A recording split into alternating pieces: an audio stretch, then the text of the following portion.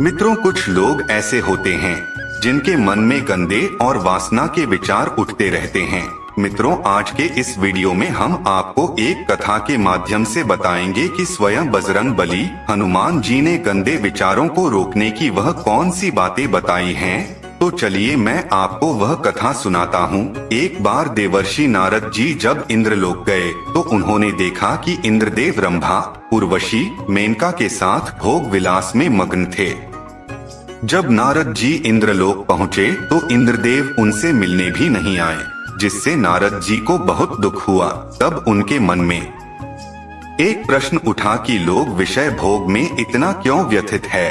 तब उन्होंने सोचा, अगर कोई ऐसा हो जिसने अभी तक विषय भोग ना किया हो, वही मुझे इस प्रश्न का उत्तर दे सकता है। तब उनको याद आती है महादेव के अवतार हनुमान जी की। देवर्षि नारद जी ने विलंब ना करते हुए इंद्रलोक से प्रस्थान किया और जा पहुँचे हनुमान जी के पास। तब हनुमान जी तपस्या में लीन थे। जैसे ही नारद वहां पहुँचे तब हनुमान जी ने आंखें खोली और देवर्षि नारद जी से बोले, हे नारायण भक्त देवर्षि नारद जी, आप आज हमारे पास आए हैं। कोई अनहोनी हुई क्या मुझसे, या फिर किसी पर कोई संकट आया है क्या? तब देवर्षि नारद जी बोले, हे संकट मोचन हनुमान जी, ऐसी कोई बात नहीं है। मुझे बस आपसे एक प्रश्न का उत्तर जानना था। तब हनुमान जी ने कहा कि कहिए देवर्षि नारद जी, आपका वह प्रश्न कौन सा है? तब देवर्षि नारद जी बोले कि हे संकट मोचन हनुमान, आपने आज तक किसी भी स्त्री को स्पर्श तक नहीं किया है, ना तो आज तक आपने किसी के साथ विषय भोग किया है। लेकिन मैं जब इंद्रलोक पहुंचा तो इंद्र जी मुझे मिले तक नहीं, क्योंकि वह रंभा, मनिका, उर्वशी के साथ वासना में व्याप्त थे। तब मेरे मन में यह प्रश्न उठा कि मनुष्य के मन में यह वासना का विचार क्यों उठता है और इसे कैसे रोक सकते हैं। तब महाबली हनुमान जी बोले, हे देवर्षि नारद जी, अगर आपका प्रश्न यही है तो मैं आपको इस प्रश्न का उत्तर बताता हूँ, लेकिन इसके लिए आपको एक कथा सुननी होगी। तब देवर्षि नारद जी बोले, ठीक है संकट मोचन हनुमान, मैं उस कथा को पूरे मन और लगन के साथ पूरा अंत तक सुनूंगा और संपूर्ण वैकुंठ लोक में इसका विश्लेषण भी करूंगा। तब हनुमान जी कथा को सुनाना प्रारंभ कहते हैं और कहते हैं कि एक बार एक युवक एक महर्षि के पास आया और महर्षि से बोला कि हे गुरुजी, मेरे मन में इतने गंदे विचार क्यों आते हैं? मैं नहीं चाहता कि मेरे मन में गंदे विचार आए, लेकिन फिर भी मेरे मन में हमेशा काम वासना के विचार उठते रहते हैं और मैं इनके बारे में सोच सोच कर बहुत परेशान हो जाता हूँ। मेरी ऊर्जा और समय यह सब सोचने में ही नष्ट हो जाती है और इन सब के विचारों की वजह से मैं कभी भी शांत नहीं रह पाता और मैं हमेशा ही स्त्रियों को देखकर मोहित हो जाता हूँ। गुरुजी, मैं अपने आप को रोक ही नहीं पाता। महाबली हनुमान जी ने आगे कहा कि हे देवर्षि नारद जी, वह महर्षि मुस्कुराए और उन्होंने उस युवक से पूछा, क्या तुम्हें पता है यह काम वासना होती क्या है? उस युवक ने उत्तर दिया कि मैं यह तो नहीं जानता कि काम वासना होती क्या है, पर हाँ गुरुजी, यह जो भी चीज है बहुत बुरी चीज है। फिर उस महर्षि ने उस युवक से कहा कि सबसे पहले तो तुम्हें यह समझना है कि प्राकृतिक रूप से जो भी चीज हमारे अंदर है, हमारे जीवन में उसका कुछ ना कुछ महत्व है। वासना कोई बुरी बात नहीं है, यह तो हमारे मन की एक भावना है जो हमें किसी ना किसी चीज की कमी का एहसास करवाती है और फिर हम उस चीज को पाने के लिए उस चीज की तरफ आकर्षित हो जाते हैं। वह महर्षि आगे उस युवक को कहते हैं कि हे युवक, जैसे अगर तुम्हारे पास धन की कमी है तो तुम में धन पाने की वासना उत्पन्न हो जाएगी। तो वासना कुछ और नहीं, बस एक प्रकार की कमी है जो एक प्रकार की जरूरत का एहसास दिलाती है और जब यह जरूरत शारीरिक हो तो हम इसे काम वासना का नाम देते हैं। युवक ने महर्षि को कहा कि गुरुजी, मुझे काम वासना का मतलब तो समझ में आ गया, पर आप मुझे यह बताइए कि यह आती कहाँ से है और कैसे आती है। हनुमान जी ने आगे कहा कि हे देवर्षि नारद जी, तब उस महर्षि ने कहा कि काम वासना कहीं से आती नहीं है, यह तो हमारे अंदर ही होती है। और इसका होना तो जरूरी भी है, तभी तो मानव जाति का विस्तार होगा। अब उस युवक ने कहा, जब यह हमारे अंदर ही है और जरूरी भी है, तो फिर लोग इसे गलत क्यों बोलते हैं? तब उस महर्षि ने कहा कि यही तो समस्या है, लोगों ने काम वासना को गलत तरीके से सोच लिया है। इसे छुपाने की, दबाने की कोशिश करते हैं। काम वासना गलत नहीं है, बल्कि काम वासना का गलत तरीके से प्रयोग करना गलत बात है। लोग जिससे प्रेम करते हैं, बस उसी के लिए जीने लग जाते हैं। उसे पाना ही उनका अपना मार्ग बन जाता है और उसी के बारे में हमेशा सोचते रहते हैं, पर यह सब गलत है। हनुमान जी ने आगे कहा कि हे देवर्षि नारद जी, महर्षि ने युवक से कहा, क्या तुम्हें पता है जानवरों में भी काम वासना होती है? उस युवक ने उत्तर दिया, हाँ गुरु जी, जानवरों में भी काम वासना होती है, क्योंकि जानवर भी तो आखिर अपने वंश को आगे बढ़ाने के लिए मादा के साथ व्यभिचार करते हैं। उस महर्षि ने आगे कहा कि हम जानवरों की काम वासना को गलत क्यों नहीं कहते? युवक ने कहा, गुरु मुझे इस प्रश्न का उत्तर नहीं पता। युवक आगे कहता है कि हे महात्मा, आप ही मुझे बताइए। तब महर्षि ने कहा कि जानवर अपनी काम वासना का प्रयोग आनंद प्राप्ति के लिए नहीं करते, वह तो सिर्फ संतान उत्पत्ति करने के लिए काम वासना का उपयोग करते हैं। जानवरों को प्रकृति ने इतनी समझ नहीं दी है कि वह काम वासना को अपने सुख का आधार बना सके। हनुमान जी ने आगे कहा कि हे देवर्षि नारद जी, वह महर्षि आगे बोला, मनुष्य अपनी समझ के बलबूते पर प्रकृति में पाई जाने वाली प्रत्येक वस्तु को अपने सुख के लिए प्रयोग करता है। हम इंसानों ने ही काम वासना को अपने सुख का साधन बना लिया है, परंतु प्रकृति ने तो इसे हमें अपने वंश को आगे बढ़ाने के लिए दिया था। लेकिन प्रत्येक इंसानों ने इसे अपने जीवन का परम लक्ष्य बना रखा है और इस तरह से काम वासना का आ जाना गलत है। हनुमान जी ने आगे कहा कि हे देवर्षि नारद जी, युवक ने पूछा, महात्मा जी, यह काम वासना हम पर हावी क्यों होती है? यह हमेशा ही क्यों आ जाती है? तब उस महात्मा ने कहा कि सुनो, अब मैं तुम्हें एक कहानी सुनाता हूँ, उसे तुम ध्यान पूर्वक सुनना। तुम्हें तुम्हारे सारे सवालों का जवाब तुमको मिल जाएगा, बस तुम्हें ध्यान से सुनकर समझना है। युवक ने कहा, ठीक है गुरुजी। वह महर्षि आगे कहता है, एक बार की बात है, एक आश्रम में एक गुरु और उनके शिष्य रहा करते थे। सभी बच्चे रोजाना आश्रम के बाहर स्थित देवरिया नामक एक गांव में भिक्षा मांगने के लिए जाते थे। महाबली हनुमान आगे कहते हैं कि वह महर्षि उस युवक से आगे कहता है कि उसी आश्रम का एक शिष्य जिस गांव में भिक्षा लेने जाता था, उसी रास्ते में एक नदी मिलती थी। एक दिन उसने देखा कि एक युवक वृक्ष के पीछे छिपा है। वह उस युवक के पास गया और उससे जाकर बोला, भाई तुम इस वृक्ष के पीछे छिपकर क्या देख रहे हो? तब उस पेड़ के पास छुपे हुए युवक ने कहा, अरे तुझे नहीं दिख रहा क्या कि मैं क्या देख रहा हूँ? तब शिष्य नदी की ओर देखा तो वहाँ पर कुछ युवतियाँ पानी भर रही थी। तब उस शिष्य ने उस युवक से कहा, अरे भाई वहाँ पर तो युवतियाँ पानी भर रही हैं, इसमें छिपकर देखने वाली क्या बात है? तब वह युवक शिष्य की तरफ देखकर कहने लगता है, अरे पागल, तुम्हें दिखाई नहीं दे रहा क्या कि कैसे यह औरतें नदी से पानी निकाल रही हैं?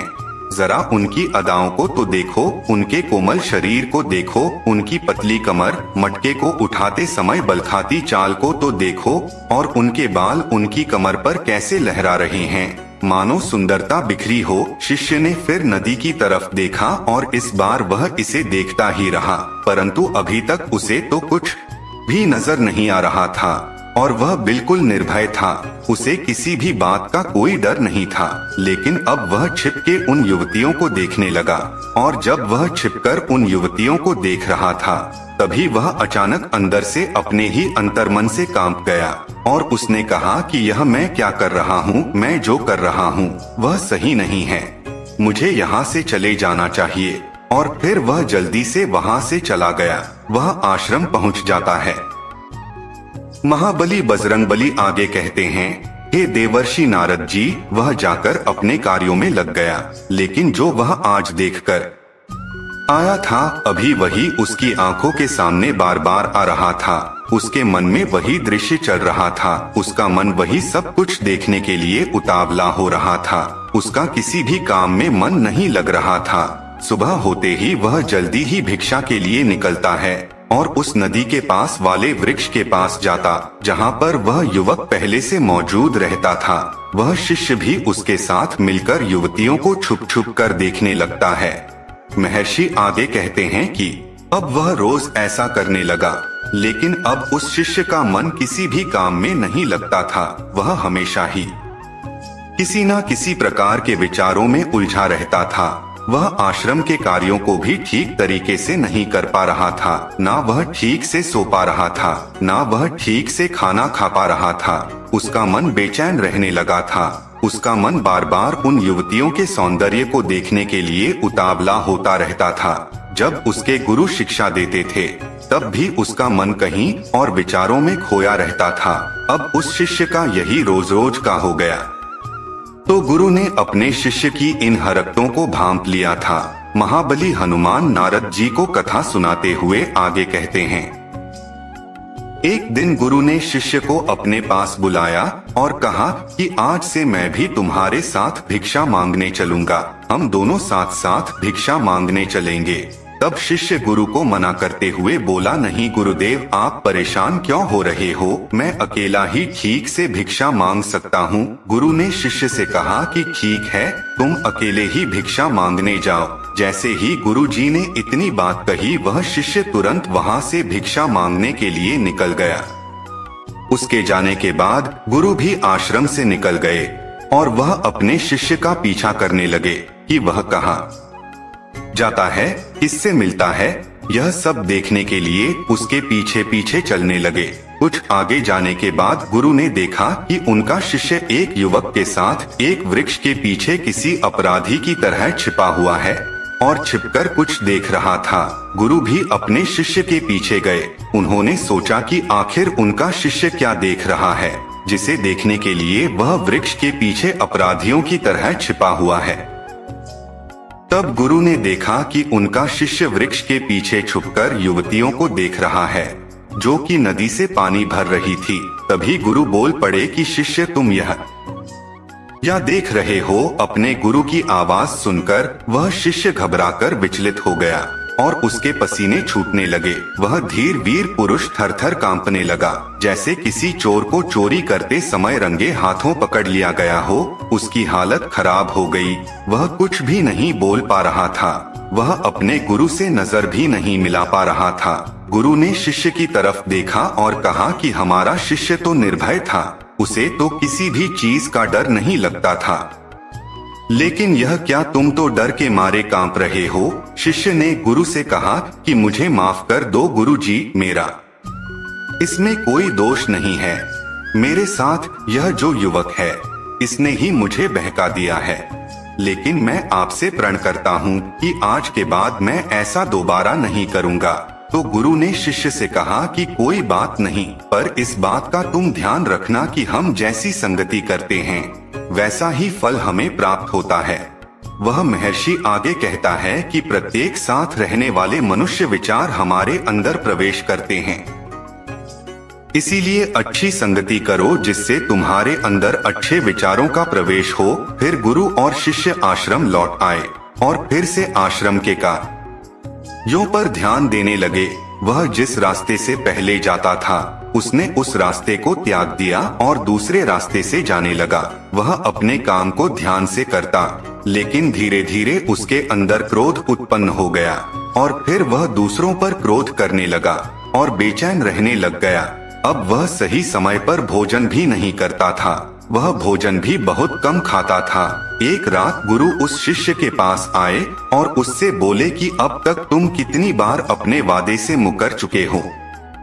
यह सुनकर शिष्य अपने गुरु के चरणों में गिर गया और रोने लगा। रोते रोते ही उसने गुरु से कहा कि गुरुदेव, मैं कई बार अपना वादा भूला हूँ, फिर वादा कर लेता हूँ, लेकिन हर बार मैं वादा भुला देता हूँ। मेरा मन मेरे नियंत्रण में है ही नहीं। मैं बहुत कोशिश करता हूँ कि मैं अपने मन से सारे बुरे विचारों को निकाल दूं, लेकिन मैं चाहकर भी ऐसा नहीं कर पा रहा हूँ। फिर गुरु ने शिष्य को कहा कि ठीक है, चलो मेरे साथ।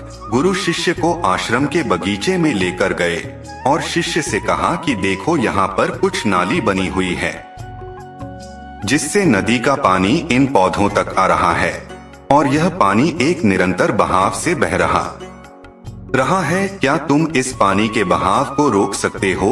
अब शिष्य ने उत्तर दिया कि हाँ गुरुजी, मैं इस बहाव को रोक सकता हूँ। फिर शिष्य ने मिट्टी उठाकर उस नाली में डाल दी। वह पानी कुछ देर के लिए रुक गया और फिर कुछ समय बाद मिट्टी के ऊपर से पानी बहने लगा। गुरु ने शिष्य से कहा, अरे यह क्या, यह तो पानी रुका ही नहीं। फिर शिष्य ने कुछ मिट्टी और पत्थर उठाकर उस नाली में डाल दिए, जिससे कुछ समय के लिए पानी रुक गया, लेकिन फिर उस पत्थर के ऊपर से फिर पानी बहने लगा। उसके बाद गुरुजी ने कहा कि अरे यह क्या हुआ, पानी तो फिर से बह गया। तुम तो बोल रहे थे कि तुम इसे रोक दोगे, क्या तुम इसे रोक नहीं सकते? तब शिष्य ने कहा, कोई बात नहीं गुरुदेव, मैं अभी इस पानी को आपको रोक के दिखाता हूँ। वह फिर से एक भारी सा पत्थर लेकर आया और उसे नाली पर डाल दिया और पानी का बहाव रुक गया। वह शिष्य ने गुरुजी से कहा कि देखा गुरुदेव, मैंने कहा था ना कि मैं पानी को रोक दूंगा। मैंने पानी को रोक दिखाया, आपकी बात मैंने पूरी कर दी। उसके बाद गुरुजी मुस्कुराए और बोले, अच्छा जरा ध्यान से देखो कि पानी रुका है। वह तो पीछे की नाली से अगल-बगल बह रहा है और ध्यान से देखो, इस पत्थर के आगे भी आ गया और यह पानी अपना रास्ता बदलकर फिर से आगे की तरफ बह जाएगा। और फिर कुछ देर बाद ऐसा ही हुआ। तब गुरुजी ने शिष्य को समझाया कि तुम्हारे साथ भी तो ऐसा ही चल रहा है। तुम बार बार प्रयास कर रहे हो, पर हर बार तुम्हारा प्रयास टूट रहा है और यह हमेशा टूटता ही रहेगा। तुम कितना भी मिट्टी पत्थर रख लो, लेकिन पानी तो अपना रास्ता बना ही लेगा। यह सब देखकर शिष्य ने गुरु से कहा कि हे गुरुदेव, क्या आपके पास कोई तरीका नहीं है जिससे मैं गंदे विचारों को रोक सकूं और यह मेरे मन में ना आए? गुरुजी शिष्य को एक नदी के पास ले गए, जहां से उस बगीचे में पानी आ रहा था। गुरु ने शिष्य से कहा, वह पानी इसी नदी से जा रहा है। अगर हम यहीं से उस रास्ते को बंद कर दें, जहां से पानी बगीचे में जा रहा है। तब शिष्य बोला, मैं इस पानी को यहीं से बंद कर देता हूँ, तब आगे की नाली में पानी जाएगा ही नहीं। फिर शिष्य ने नदी से जाने वाले रास्ते में बहुत मेहनत करके पत्थर और मिट्टी डाल डाल के बंद कर दिया और गुरुजी से बोला कि गुरुदेव, मैंने पानी को बंद कर दिया है, अब यह पानी बगीचे में जाएगा ही नहीं। तब गुरु ने कहा कि अगर पानी बगीचे में नहीं जाएगा तो पौधों को पानी कहाँ से मिलेगा? उन पौधों को तो पानी की आवश्यकता है और उन पौधों में कुछ पौधे तो ऐसे हैं जिनको रोज पानी की आवश्यकता है, नहीं तो वह मुरझाकर मर ही जाएंगे। उनका क्या होगा? पानी तो हमें खोलना ही होगा। शिष्य ने गुरु की बात सुनकर वापस नदी से जाने वाले पानी का रास्ता खोल दिया। तब गुरु ने शिष्य से पूछा कि अगर हम इस नदी के पूरे पानी को बगीचे की तरफ कर दे तो क्या होगा? तब शिष्य ने जवाब दिया कि गुरुदेव, वहाँ पर जितने भी पौधे हैं वह नष्ट हो जाएंगे, वहाँ पर कुछ नहीं बचेगा। फिर गुरु मुस्कुराए और बोले, मैंने तुमसे यह सब जो करवाया, तुमको समझ में आया कुछ क्या?